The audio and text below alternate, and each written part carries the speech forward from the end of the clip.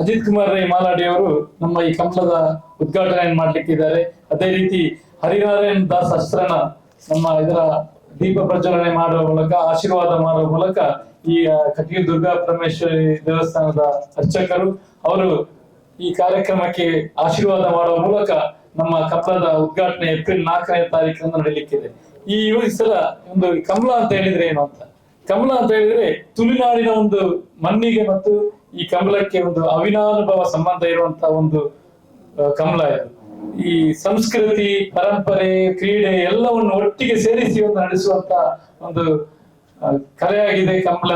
ಈ ಕಮಲದ ಮೂಲಕ ನಾವು ನಮ್ಮ ಧಾರ್ಮಿಕ ಭಾವನೆಯೊಂದಿಗೆ ನಮ್ಮ ಒಂದು ಉತ್ಸಾಹದಿಂದ ನೋಡುವಂತ ಒಂದು ಕ್ರೀಡೆಯಾಗಿದೆ ಕಮಲ. ಇಂಥ ಒಂದು ಹೆಮ್ಮೆಯ ಪರಂಪರೆಯನ್ನು ನಾವು ಮುಂದುವರಿಸಿಕೊಂಡು ಹೋಗ್ಬೇಕು, ಇಂದಿನ ಜನಾಂಗಕ್ಕೆ ಅದನ್ನು ಪರಿಚಯಿಸಿಕೊಂಡು ಹೋಗ್ಬೇಕು ಎಂಬ ನಿಟ್ಟಿನಲ್ಲಿ ನಾವು ಗುರುಪುರ ಕಮಲದವರು ಇದನ್ನು ಒಂದು ಅದ್ದೂರಿಯಾಗಿ ನಡೆಸಬೇಕು.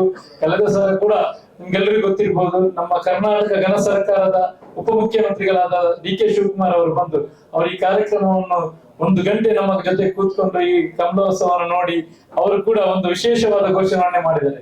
ಮುಂದೆ ಬರುವಂತಹ ದಸರಾದಲ್ಲಿ ಈ ಕಮಲವನ್ನು ನಾವು ಸ್ಟಾರ್ಟ್ ಮಾಡ್ತೇವೆ ಎಂಬ ಒಂದು ಘೋಷಣೆಯನ್ನು ಮಾಡಿದ್ದಾರೆ. ಈಗಾಗಲೇ ಒಂದು ಪೇಟದ ಒಂದು ಬೇರೆ ಬೇರೆ ಸಮಸ್ಯೆ ಇರೋದ್ರಿಂದ ಅದು ಕಳೆದ ಸಲ ಸ್ಟಾರ್ಟ್ ಮಾಡ್ಲಿಕ್ಕೆ ಆಗಲಿಲ್ಲ.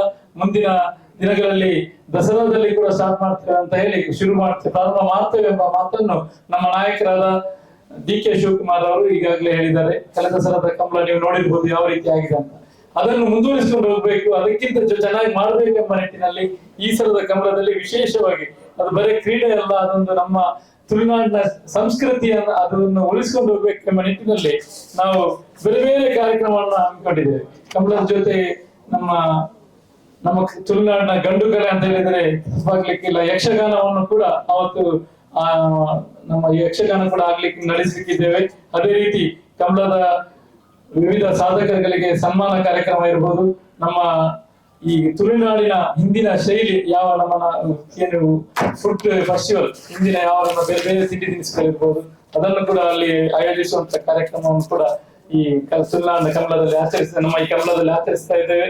ಅದೇ ರೀತಿ ನಮ್ಮ ಈ ಕಾರ್ಯಕ್ರಮಕ್ಕೆ ಬರುವಂತ ಎಲ್ಲ ಕಮಲ ಮಾಲಕರಿಗೆ ಅದಕ್ಕೊಂದು ವಿಶೇಷ ಉಡುಗೊರೆ, ಒಂದು ಬೆಳ್ಳಿ ನಾಣ್ಯ ಇರ್ಬೋದು, ಅದರ ಜೊತೆಗೆ ಒಂದು 30 kg ಹುರ್ಲಿ ಕುಡು ಅಂತ ಹೇಳ್ತೇವೆ, ಹುರ್ಲಿ 30 kg ಒಂದು ಬ್ಯಾಗ್ ಹುರ್ಲಿಯನ್ನು ಹಾಗೂ ಒಂದು ಬೆಳ್ಳಿ ನಾಣ್ಯವನ್ನು ಒಂದು ಪ್ರತಿಯೊಬ್ರು ಯಾರು ಕೂಡ ಬಹುಮಾನ ಸಿಗ್ಲಿಲ್ಲ ಅಂತ ಬೇಸರ ಆಗ್ಬಾರ್ದು. ಎಲ್ಲ ಬೇರೆ ಬೇರೆ ದೂರದಿಂದ ಬರ್ತಾರೆ, ನಮ್ಮ ಕಾರ್ಕಳದಿಂದ ಇರ್ಬೋದು, ಬೈಂದೂರಿಂದ ಇರ್ಬೋದು, ಸುಳ್ಯದಿಂದ ಎಲ್ಲ ಕಡೆಯಿಂದ ಬರ್ತಾರೆ. ಅಂತ ಬಂದವರಿಗೆ ಒಂದು ನೆನಪಿನ ಕಾಣಿಕೆಯಾಗಿ ಒಂದು ಬೆಳ್ಳಿ ನಾಣ್ಯ ಹಾಗೂ ಬರೇ ಅವರ ಮಾಲಕರಿಗೂ ಅಲ್ಲ, ಅದು ಬಂದಂತ ಕೋಣಗಳಿಗೂ ಕೂಡ ತಿನ್ಲಿಕ್ಕೆ ಒಂದು ಹುರ್ಲಿ ಕೊಡುವಂತ ಕಾರ್ಯಕ್ರಮವನ್ನು ಕೂಡ ಇಟ್ಟಿದ್ದೇವೆ.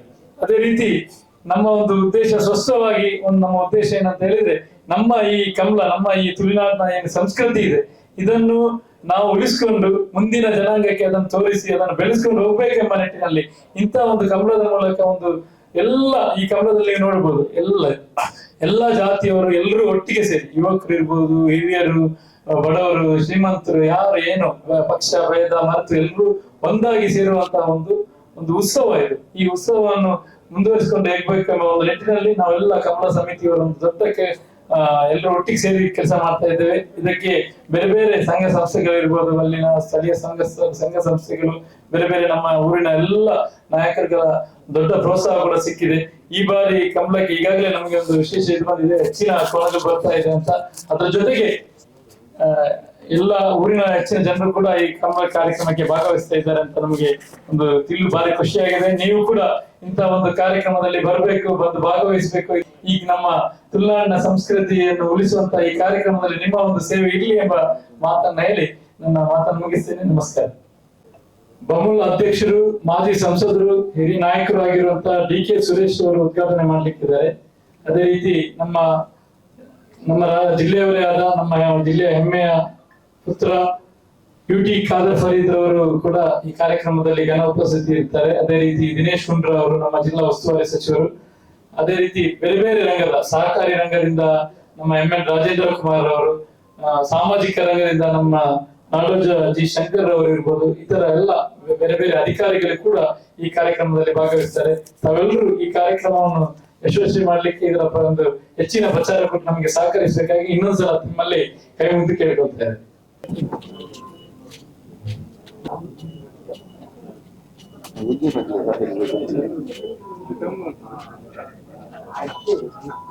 you.